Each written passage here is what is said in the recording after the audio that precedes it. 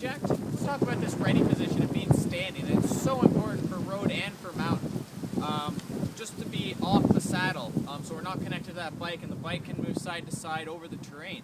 But we don't talk about what that ready position means. So we want to think about that, that 9 and 3, those level pedals. It doesn't really matter, whatever you feel comfortable to start, whichever foot's forward.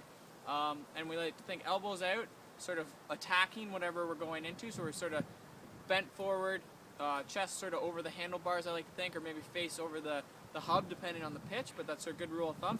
And I like to think sort of straighter legs, butt out. So we're sort of in almost a deadlift position when we're doing it, versus being really hunched over, okay? And people will say, okay, well, when your legs are straight, it's, we're not ready to jump or to absorb the shock, but I like to think about it as the shock being up at the top of the stroke and being ready to absorb that.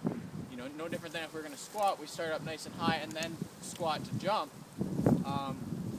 We're now at the top of our stroke and ready to go down and then jump. So when we hit something, we can press, versus if we're down, we're very unstable and not ready for it. So a couple examples to give a try. Really start pushing yourself to get up out of that saddle.